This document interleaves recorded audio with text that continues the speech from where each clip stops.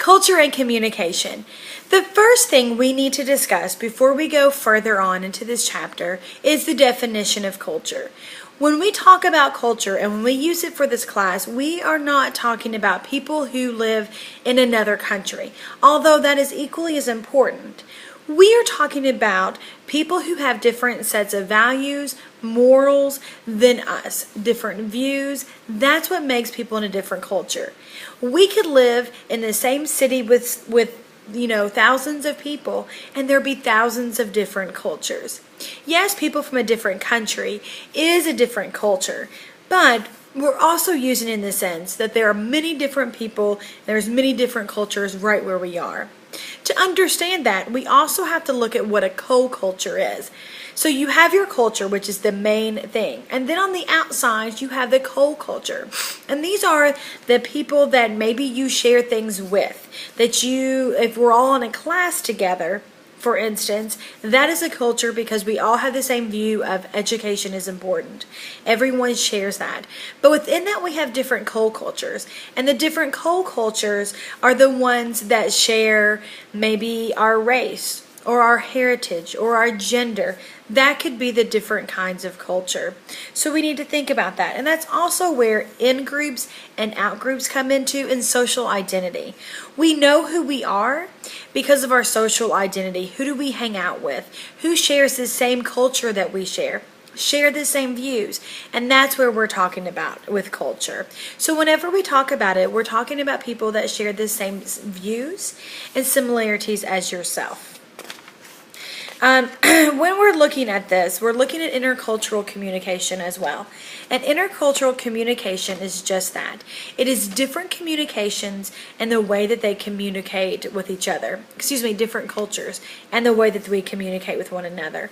On page 40, you will note where it says the kind of communication that we're having with someone and whether it's high or low on the intercultural scene. So what I want you to do for this next week is to watch all of your transactions that you have with other people from different cultures. Is it high or was it low on that intercultural communication diagram? So look at that and see if you have any questions about that. When we're discussing this, we're also kind of discussing what values and norms that we have and that we share with other people. And then that's where that culture comes into play. And I'm looking through the books, as I'm going through this.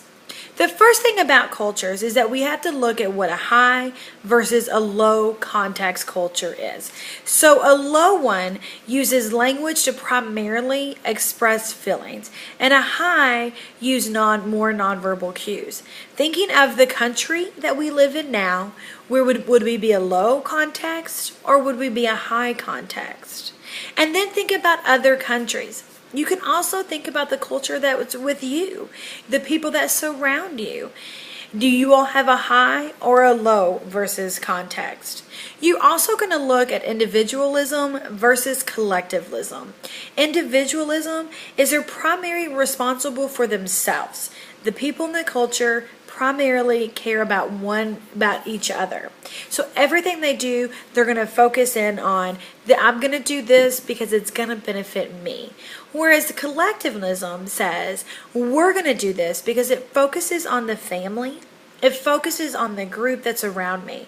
So think about some of these cultures where the parents come back and live with the children, or the whole family lives in a house. Would that be collectivism or individualism? Because they're looking out for one another. They're not just looking out for oneself. We also have power distance. And power distance is the degree to which members of society accept an unequal distribution of power. So what does that look like with your culture? What does that look like with the culture that we have now? What is that power distance? And I think that that's really interesting to think about in America that we live. Are we comfortable with that? Or are we not? Obviously, we are in our American culture. We are individualism and we are low context because we strive on that verbal and we also search for that. And we are looking out for our very best interests. And so where are we on that whole power distance? Well, the other thing is uncertainty and avoidance. They feel threatened by ambiguity language and what that means, like that shaded area. And then achievement versus nurturing, which I think is interesting.